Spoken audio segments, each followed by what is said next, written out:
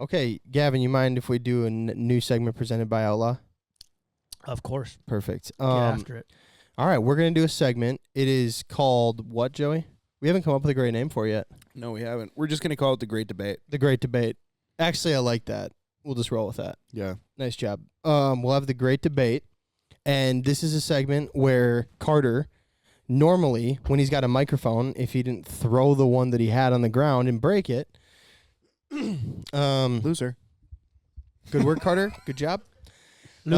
So tonight, Carter doesn't have a microphone, but he would normally be asking us a question, and no matter what, we believe we have to pick a side and defend that side of the debate. It's hardcore devil's advocate. Correct. Yeah, that's a great way to put it.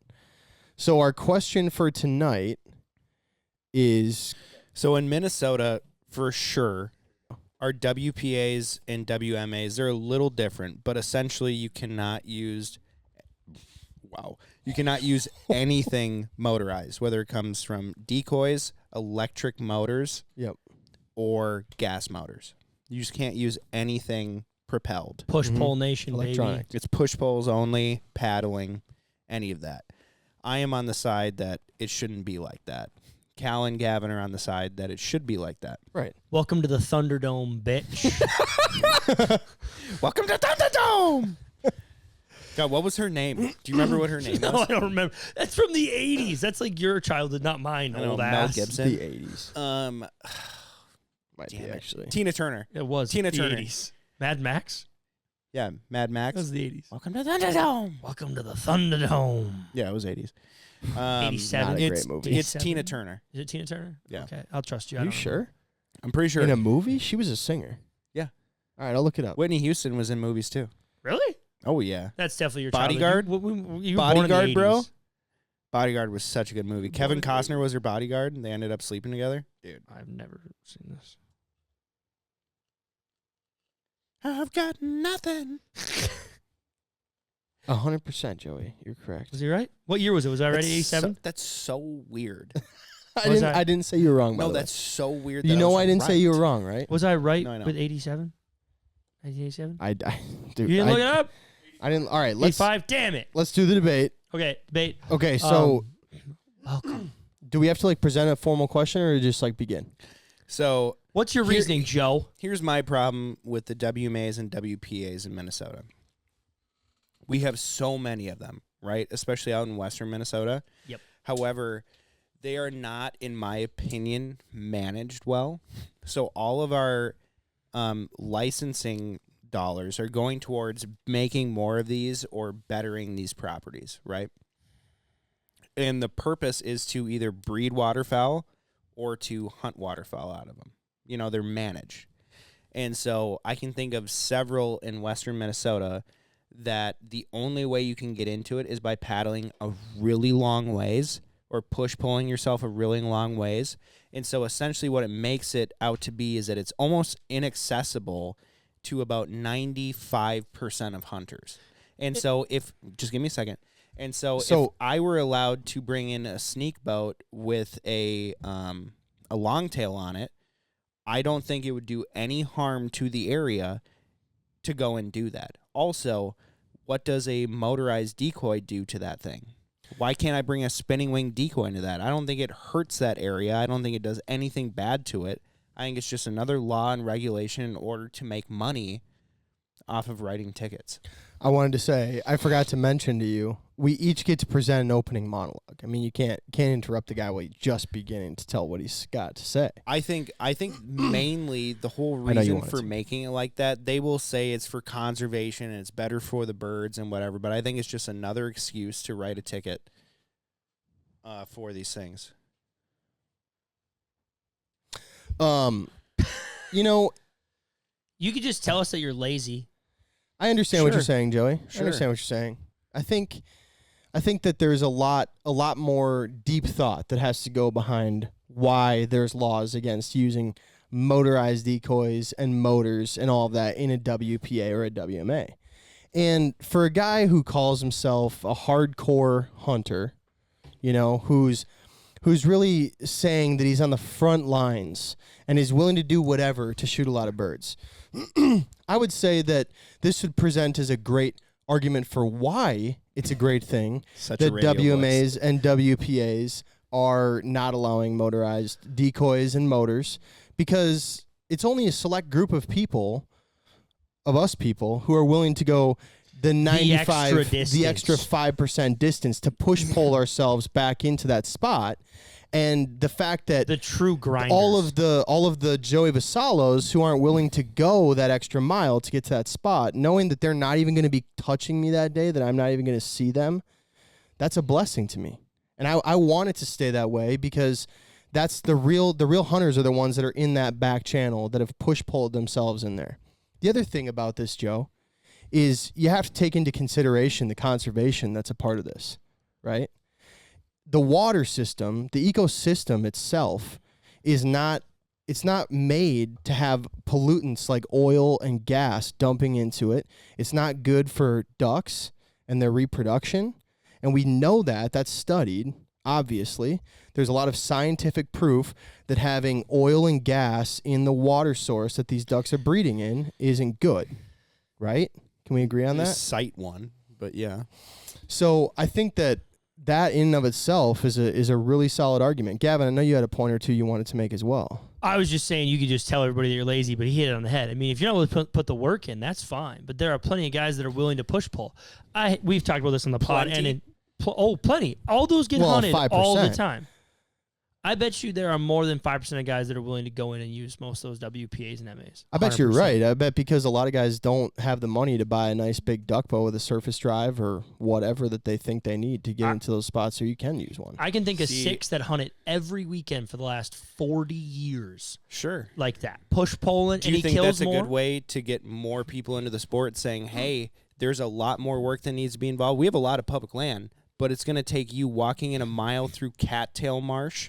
Otherwise, you could just buy a $500 boat motor and you could motor into it. I think that it actually deters more people from using those areas. And if our tax dollars or if our money is being used for it, I think it should be used for more of the people, which is the 95%ers who have more equipment to get into those areas. Really? Young kids that are getting into it with no help? I don't think that those young kids had help. I don't think that those young kids are going through all of that trouble as much as you think you are. I think you're a part of the 5%. Hold on. I think you're a part of the 5%. I was a part of the 5%. Apparently not. You weren't willing to put the work in. I think one other thing we need to take into consideration here is that if you're talking about, the fact that so heated, you want this. I'm not heated. I'm not either. That you want this to be for the people and for the majority of people. Mm-hmm. What we need to have in order for us to have a lot of people in the state of Minnesota interested in hunting is we need to have a population of birds, okay? And right now, the fact that you're saying that less people hunt these protected areas because they can't use motors is harder. It's not as easily accessible. But it's literally an argument for the fact that we shouldn't be able to use motors if this is an area we're trying to reproduce waterfowl, because we need to have a good population of birds so that everybody, new, make old, it a refuge, whatever, then. has make a chance. It a refuge. But then you can't hunt it. But then you can't hunt it. Sure, but if your goal is just to hold more birds, make a refuge where people can hunt it, because then they will stay there longer because they're not hunted there. If your goal is to hold birds, but there are those around those areas. But what about the statistics that say that you'd rather have more bodies of water that are slightly managed and controlled with motors and stuff like that than having one refuge? I just think it's a misappropriation of funds. That's my biggest thing. I wonder how many funds are actually used to maintain it. 98% of our license sales are meant for WPAs, WMAs. No, that's a lie. I say that number doesn't seem right. You're telling me 98% of all waterfowl license sales go into one project? Carter, can you look that up? Please look that up for me. I don't buy that. I didn't buy it either. There's no way it's real. If that's what they say, that's not happening. I don't know if it's directly used towards WPAs and WMAs, but they say that 98% of license sales dollars, 2% goes to the Department of Interior for like game wardens and COs, and then 98% of it is used on the land or acquiring more land or maybe we should use some of that money to hire better COs. Let's not get into the debate of why our DNR is shitty. I'm just saying. No, I'm just saying, like, Minnesota's big problem in the last couple of years, in my opinion, is that we're becoming more of a flyover state. We're more of a migration state where they come, they're here, they're gone. Years. We've been that way since the 80s when we tiled everything. We can't go back to that. Sure. I'm not saying 5 years, but I'm just saying, like, it's been a while. That's a bad argument, though, to make. From when I started hunting to where it is now, it feels like we're way more of a flyover state than we ever were. It's a hard one because the weather's been way different over the last 10 years. That's tough. My point is, though, like, come back to it. The amount of kids I know, young kids, that are broke, but they can afford a canoe and a couple of paddles, way more than the kids I know that had a dad that had a $60,000 duck boat and a big motor, or any motor for that matter. I will never forget opening duck season my junior year, opening weekend, or that opening Monday, because you open, I think it was Saturday, Sunday, Monday, and then it closed or whatever the does. I always forget how that works. There were like probably 20 canoes in my high school parking lot from kids that hunted Monday morning. Not one of them had a motor. And a $500 motor, let's be real. We all know how a $500 motor does us. How'd Nebraska go when we left shit on? We had motor trouble, right? Okay. Fair enough. You know what I mean? Like, and I've had it. Look at my boat. Yeah, great, cheap motor. How'd that go on opener? I couldn't get on plane. I couldn't do anything. So buying a cheap motor is even more detrimental. You got a kid that goes out, has a horrible motor experience, can't get to the spot, doesn't get to hunt. Is that kid going to want to do it again? No. Now you get a kid in a canoe with his buddy. They canoe out. They don't disturb any waterfall. They don't disturb anything. They dump that canoe in the shallows. They kill 5-6 ducks. They have a blast. You just made them a lifelong hunter. Go on, Carter. 90% of the revenue from the Minnesota migratory waterfowl stamps Goes to land. waterfowl production area management. So from the stamp alone at $750. So the stamp. Yeah. Let's clarify. $10, It's right? not my licenses. It's not the federal stamp. It's one stamp I buy. Okay. Yeah. Foolish comment. That's Well, I'm just saying, $5 a like, person. So Think of that. It's $5 a person. How many Sure. license sales? Sorry, I Carter. don't know. It's probably like all I'm saying is if we are spending all of that money, which is the majority, 90% is the majority. Of $5. Right. But how many license sales are there? Over 100,000? He's getting there. Don't rush. Don't rush. Young It's a lot Carter. of money. It's a lot of money at the end Yeah, of the day. oh, Yeah, yeah. but my small game license is more than that right off the bat. Sure. So if your argument's money, like you're But barking that, the wrong tree. but that also goes towards Some a of large it, percent of it goes towards I bet what you. we're I bet spending you it it's on. more likely it goes to a kitty to specific projects. sure. Because like I can tell you, a large chunk of money went to the Pelican or the Pelican Lake project. Mm-hmm. Dedicated for that on top of donations and everything else. But that had to be appropriated over the course of like 3 or 4 years. They weren't just like, oh, hey, this is what we're specifically taking. How many licenses? 82,000 times 82,000. 5, 400K. So 400K. 400K. That's your gripe? What's that buy you? 2 WPAs Well, I'm a just year? saying. That's what I'm just saying. Two? Is if we're going to use that money, let's either spread it out or make a couple where it's just unbelievable and it's very accessible for most people. Because how many WPAs and WMAs have you gone to where it's just like, that's a pain in the ass. That's going to take us 2 hours to get in there. And we're going to need to get a canoe, or we're going to need to push pole it, or we're going to need to walk it. And we have X amount of gear and whatever. And I've hunted them And all the same. And all that they did to make it was put water in it.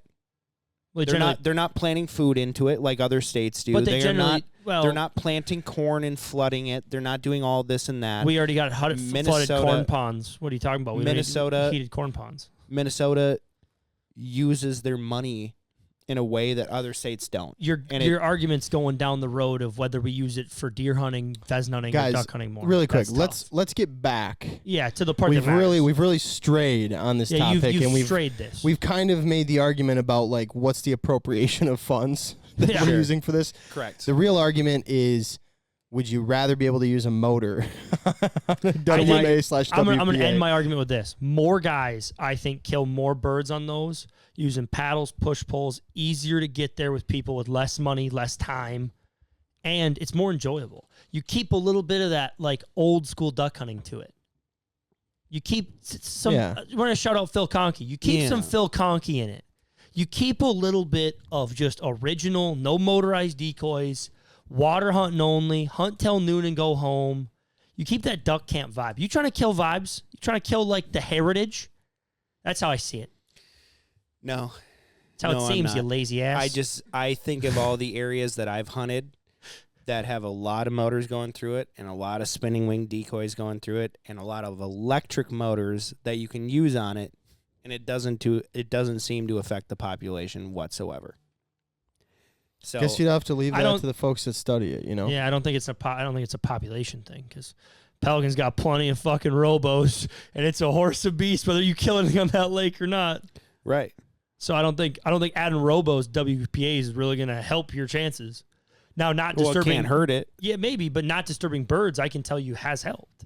I can personally say I have paddled through and in the moonlight been able to see like rafts of divers, and then got to my spot and we've shot them. We've done well. Gavin, you know what else you need when you're just trying to navigate your way in the moonlight? Onyx, baby. Yeah, absolutely, you need Onyx, and I felt like that was a great segment for us to get into. Had to talk about it. 100%. How great it was.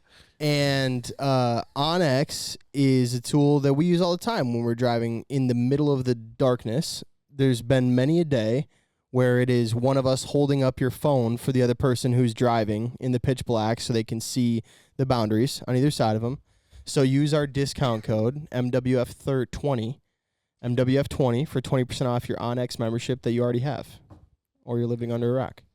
And guys, if you like the topic that we did for the Great Debate, be sure, we're going to have a poll on Instagram when this comes out. So when you're listening to this, go to our Instagram and put your 2 cents in on the poll, whether you agree with the non-motorized or you don't agree with it. Love it. Let us know what you think. And just remember, we pick a topic and we decide which side we're going to be on. Yeah. You know? So don't come at me and say, Joe, you're wrong, or Gavin, you're a piece of shit. Don't do that. Just everybody remind Joy that he's lazy. This we're gonna do it each week where it's you don't necessarily agree with the way you're arguing all the time, but we're just Joey said, playing devil's advocate. Also, great job. That was solid. That was fun.